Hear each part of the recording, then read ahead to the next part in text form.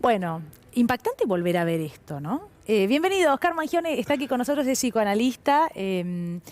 Oscar, ¿a vos también te impacta? Me impacta y me preocupa más que impactarme. Ah, ¿por qué? A ver.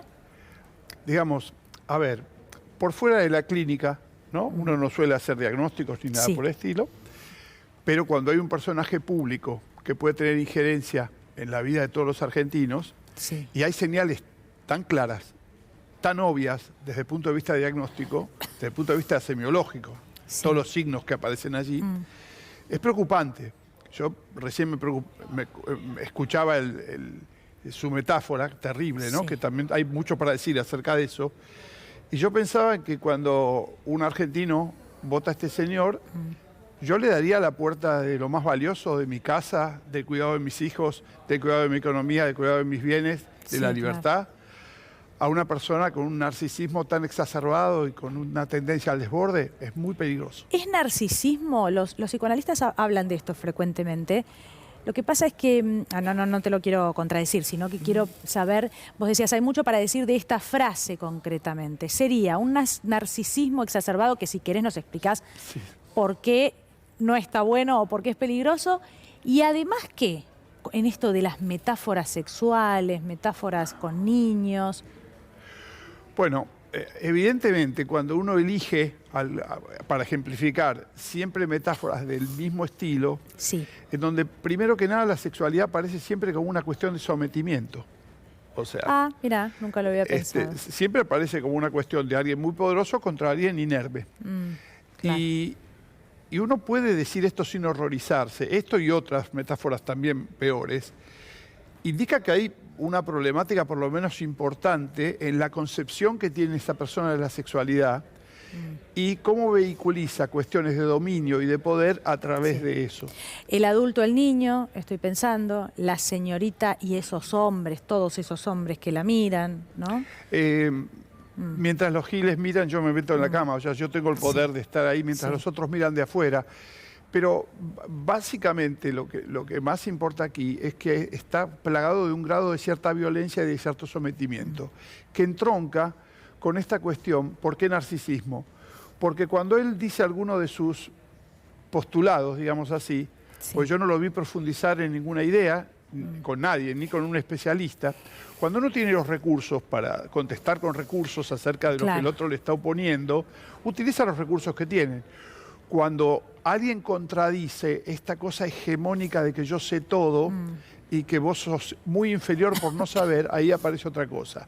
La superioridad y sometimientos desde un supuesto saber hacia otro que no sabe. Todo el tiempo aparece este tipo de cuestión, la descalificación.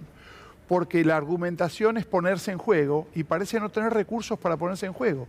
Lo cual para un dirigente es realmente complicado, muy asustante. Pero, Oscar, a ver, uno podría pensar que alguien que aspira a ser presidente, todo lo que estamos hablando lo hablamos en base a una persona que hace o que tiene estas actitudes. La verdad que yo, excepto el podcast, los libros, tampoco sé mucho más de él, igual que vos, eso lo dejamos claro nuevamente. Pero uno podría pensar que una persona que tiene mucho conocimiento o aspira a un cargo muy importante frente a alguien que no sabe, encuentra la oportunidad de lucirse y de explicarle pacientemente, bueno, por qué está equivocada en todo caso, ¿no? O defender sus ideas. ¿Por qué crees que aparece en el ser humano, en este caso en Milei, la agresión, la violencia, la descalificación? La agresión siempre aparece cuando uno se siente herido y siente que es el otro o uno. O sea, no se sacan las diferencias mediante lo simbólico, o sea, mediante la explicación, mediante el discurso, sino es él que tiene razón o yo. Esta cuestión hace narcisismo. El narcisista, cuida su integridad narcísica a cualquier costo, la física, la mental, la que sea. Cuando alguien aparece como poniendo en juego y agrieta esa hegemonía que tiene eso, el narcisista reacciona con agresión, no con argumentos. Sí, de hecho podría ser que alguien en una charla haya dos miradas diferentes y en un momento, de hecho vos ahora estás diciendo cosas que yo no conocía y uno puede decir, tenés razón, no lo había pensado, esto nunca surge. O no, y me argumentarías algo que yo me permitiría explicar o no. Lo que pasa es que acá, en estos ejemplos que vemos, es más frecuente el no, es todo el tiempo el no, la inhabilitación del otro y nunca hay bueno, que hasta podría ser no reconocer un error en una candidatura presidencial, pero en todo caso él sí, y eso ya lo evalué y pienso modificarlo, lo que sea, ¿no? Pero un reconocimiento de la existencia del otro.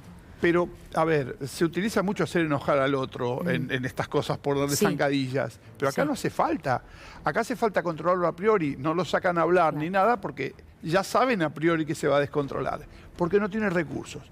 Mira, hay algo que se llama frontalización. Cuando una persona tiene una impulsividad que no puede parar, es que los filtros, tanto neurológicos como simbólicos, no funcionan. Y se pasa directamente al acto. El acto es una agresividad. Recién yo estaba mirando un tape que ustedes estaban pasando y en un momento que estaba con un colega de ustedes, con Mauro Federico. Sí, con Mauro Federico, el contacto físico. Pero el contacto físico fue de rechazo, de desplazamiento, fue apenas controlado.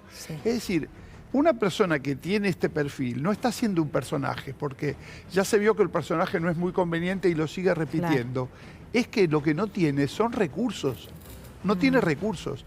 No tiene recursos de poner en juego, con lo cual uno puede perder o ganar, poner en juego lo que piensa ante el argumento del otro y descalifica al otro.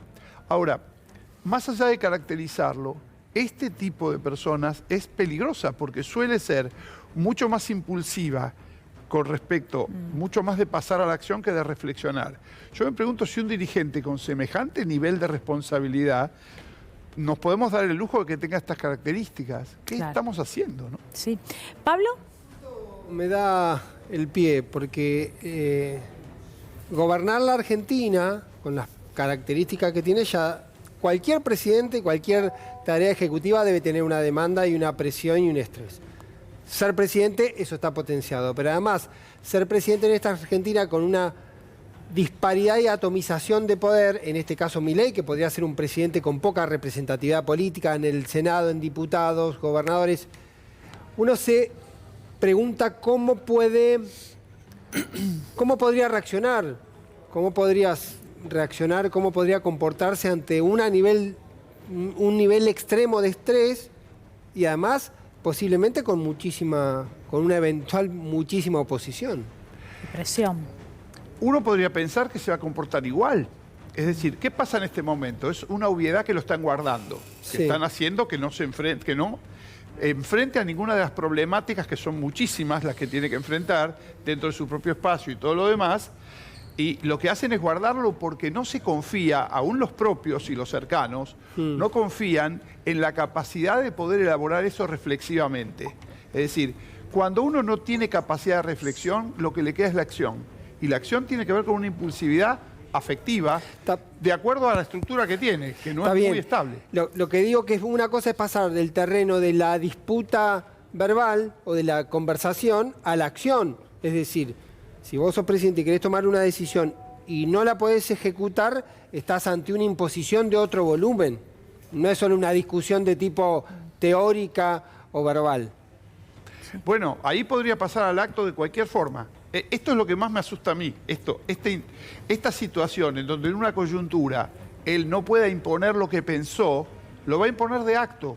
O sea, por eso toda esta tendencia a la metáfora de la motosierra, de exploto todo, es decir, está mostrando quién es en realidad y aún así muchos actores políticos y sociales no cobran conciencia de que se está por entregar algo de lo más preciado que tiene el país, que es su gobernabilidad, a alguien que no tiene control alguno sobre su persona.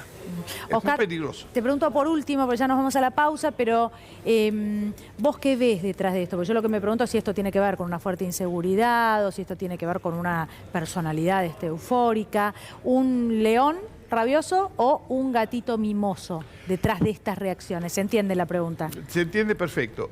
Mirá, yo lo que veo es un ratón que hizo mucha laraca con ser un león y se lo está comiendo el gato. Digamos, alguien que sí tiene una posibilidad concreta de ejercer el poder y se está filtrando por ahí y este es un verdadero peligro. Como todas sus prácticas antidemocráticas y manipuladoras se está filtrando en un lugar de poder donde no fue elegido.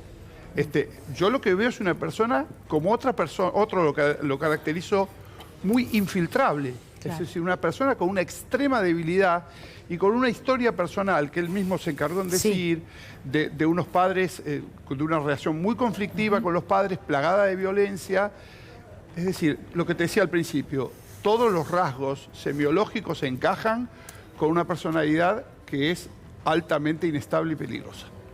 Muchas gracias por haber venido. Gracias a ustedes. Gracias.